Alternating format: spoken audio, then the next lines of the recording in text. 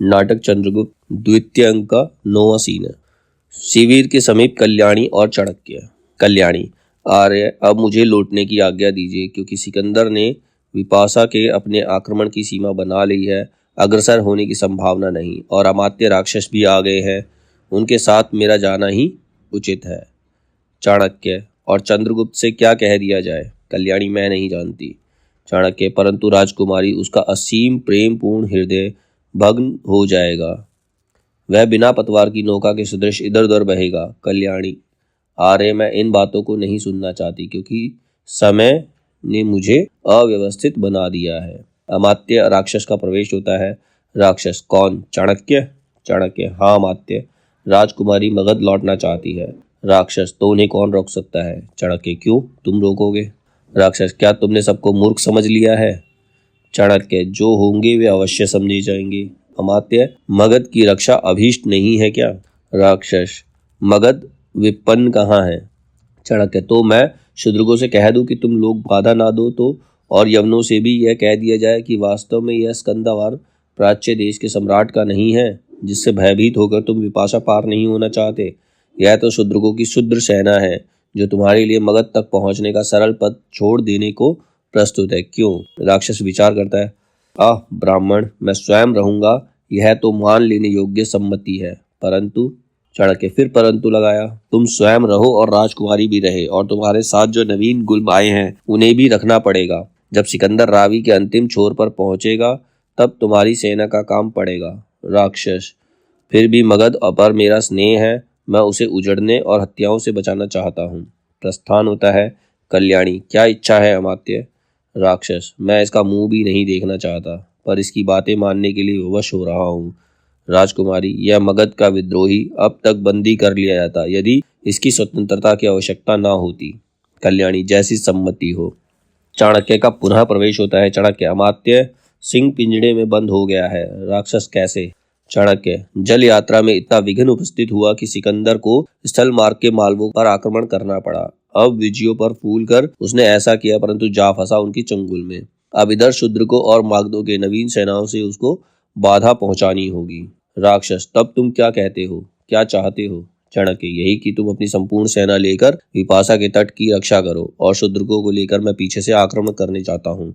इसमें तो डरने की कोई बात नहीं। राक्षस, मैं स्वीकार करता हूँ। चाणक्य, यदि ना करोगे तो अपना अनिष्ट करोगे। प्रस्थान करता है। कल्याणी, विचित्र ब्राह्मण है अमात्य, मुझे तो इससे देखकर डर लगता है। राक्षस, विकट है राजकुमारी, एक बार उससे मेरा द्वंद्व होना अनिवार्य है, परंतु अभी मैं उसे बचाना चाहता हूँ। कल्याणी, चलिए। कल्याणी का प्रस्थान होता है।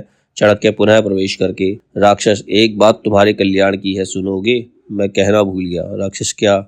चाणक्य, नंद को अपनी प्रेमिका सुहासिनी से तुम्हारे अनुचित संबंध का विश्वास हो गया है। अभी तुम्हारा मगध लौटना ठीक नहीं होगा, समझे?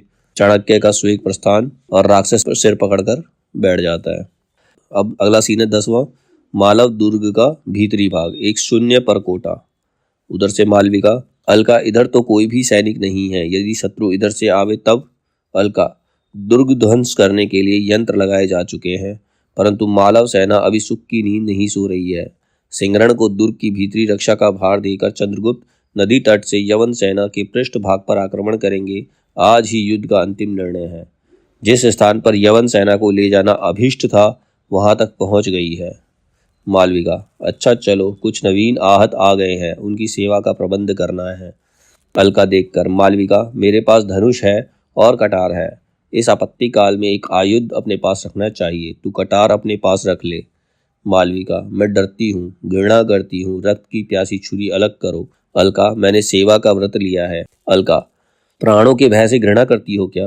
अलका, प्राण तो धरोहर है, जिसका होगा वही लेगा, मुझे भय से उसकी रक्षा करने की आवश्यकता नहीं, मैं जाती हूँ।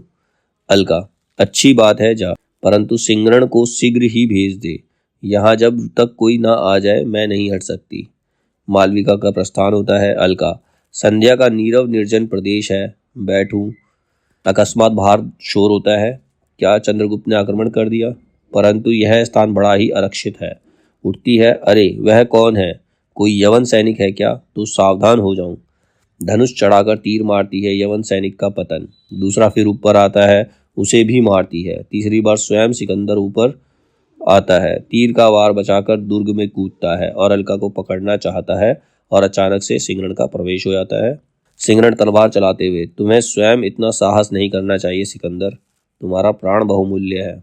सिकंदर केवल सेनाओं को आज्ञा देना नहीं जानता, बचाओ अपने को। भाले का वार करता है। सिंगरण इस फुर्ती से बर्छे को ढाल पर लेता है, वह सिकंदर के हाथ से छूट जाता है। यवनराज विश्व विवश होकर तलवार चलाता है, किंतु सिंगरण के भयानक प्रत्याघात से घायल होकर गिरता है। 3 यवन सैनिक कूद कर आते हैं, इधर से मालव सैनिक पहुंचते हैं। सिंगरण, यवन दुस्साहस ना करो, तुम्हारे सम्राट की अवस्था शोचनीय है, ले जाओ, इनकी शुश्रूषा करो, इनका इलाज करो। यवन, दुर्ग द्वार टूटता है और अभी हमारे वीर सैनिक इस दुर्ग को मटियामेट करते हैं। सिंगरण, पीछे चंद्रगुप्त की सेना है मूर्ख, इस दुर्ग में आकर तुम सब बंदी होगे, ले जाओ सिकंदर को, उठाकर ले जाओ, जब तक और मालवों को यह नाविदित हो जाए कि यही सिकंदर है।